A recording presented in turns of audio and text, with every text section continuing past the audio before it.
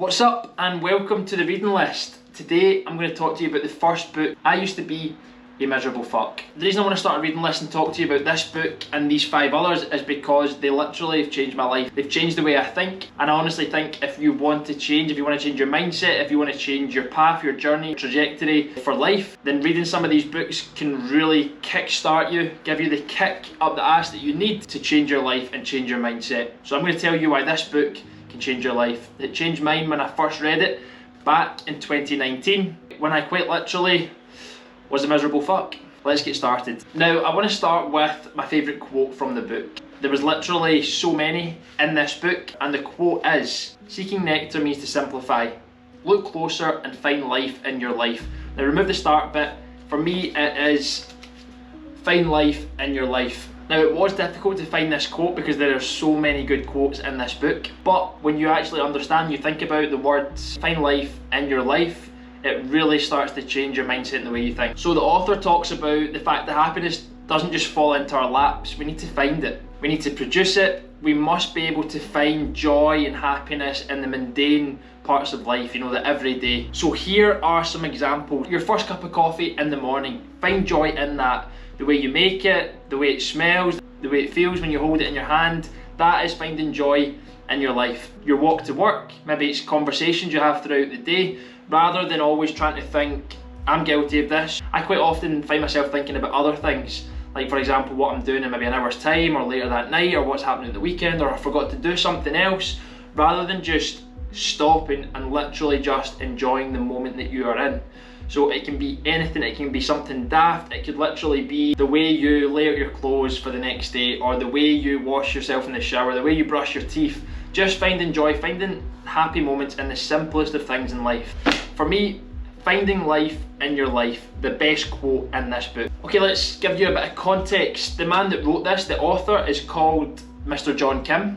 He's an author, life coach and licensed therapist. This is the only book of John Kim's that I've read, but it was a delight. And the reason I read it was simply because I was exactly as the title reads. I was a miserable fuck.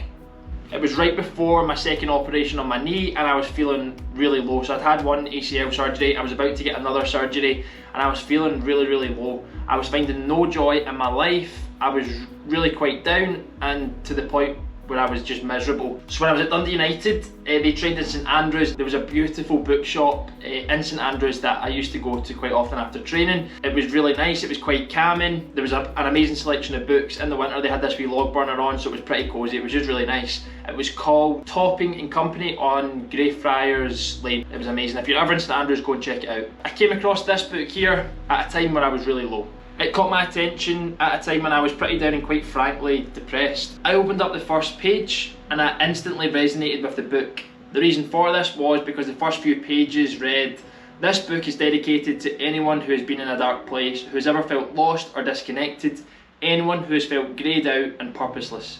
And I quite literally felt like every single one of those words. And it was exactly how I felt at the time, and so I knew there would be some answers in this book that would really help me. So if you are struggling at all, if you feel a lack of purpose, a lack of direction, then this book is a good start. It really gives you a bit of perspective and kind of talks about how you should manage yourself. So I want to give you a quick overview of the book before you maybe go and buy it. So the book covers 6 key areas: self, health, love and relationships, career and success, communication, and then there's a final section called everything else. So 6 sections. So essentially the book encourages the reader to disregard all external reasons that they might have for being a miserable fuck. And instead it questions and asks the reader to look within themselves for problems and to figure out the solutions. So this book helped me. It may also help you find an internal sense of kind of purpose and peace through practical actions and internal mental workings. You'll be able to implement positive changes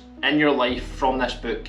I also reckon you'd probably want to know the good bits about this book, so I'm going to tell you them. So here are some of the good bits. John Kim loves to talk about how you can action things as a person, as a human being, how you can actually do things mentally and physically to change the way you think and feel. So for ourselves, John Kim reminds us to be fully present and aware during daily activities. So some daily, weekly, monthly, mindful tips. These are some that I made up myself, but also some that I took from the book that John describes. So daily, get up early, enjoy the morning, enjoy a cup of coffee, reflect on what you've achieved over the past week, and then look ahead, look over the next few days. What are your goals? What do you want to achieve? Now, I think it's sometimes a lot easier to micromanage goals, you know, smaller targets rather than big long-term ones. Of course, it's okay to have those, but think about, you know, the day ahead of you. What do you want to get done right now, today, in the next hour, in the next 2 hours, by the end of the day? Thinking like that allows you to be a little bit more present. Weekly, talk to an old friend, get in touch with nature, so go out a walk, go to the beach, up a hill, make sure it's got a view though. And monthly, travel, go to another city, taste new food, meet new people, just do something a little bit different. And then yearly, this is the interesting one, do something out of your comfort zone. Do something that you don't want to do, unless it's going to have a negative impact on you, don't do it. But do something that you're a little bit scared of, a little bit uncomfortable with, and you'll find a lot of growth. You'll actually feel a massive sense of fulfillment and enjoyment and pride if you do something that's a little bit outside of your comfort zone. Another one which I think is really, really good, especially probably for guys, is do say sorry. So sometimes you have to swallow your pride and admit you're wrong and actually verbally say you're sorry to someone. Maybe you have an argument, maybe you get something wrong. I think it takes a lot, especially if you're a guy. It takes a lot to say, listen, by the way, I was actually wrong there. I'm sorry for the way I spoke to you, or sorry for my opinion, it was wrong. Say sorry. It will actually make you feel better. And the last one that John talks about is sometimes you have to say no. I won't tell you what you have to say no about, but you'll know in your life if you feel like you're just a yes man or a yes woman, if you feel like you say yes to everything, yes to nights out, yes to plans, yes to social events, yes to work things. If you struggle to say no, try and say no more often. It's going to free up your time, it's going to give you more time to look after yourself and put yourself first. Trust me, it is very empowering when you start to say no. If you do feel in any way like this book's title, I suggest you buy it and read it. Take notes as you go, highlight the good bits, fold the page at the good bits. That is what I do when I'm reading a book, and it means at the end I can go back, and then if I reread it and think those bits are good, I take them out, maybe write them down, and I try and action them. If you enjoyed this video, guys, don't forget to like, comment and subscribe. Tell me if there's any books that you would want me to go over or talk about. And if you want to chat to me about the books, if you think this one is really bad or if you think it's really good, check out the show notes below and you'll be able to email me and we can have a chat about books. The next book in the reading list is my favourite. It's this one here, Man's Search for Meaning. You do not want to miss it. Thanks for watching, guys. I hope you enjoyed the video and I will see you in the next video.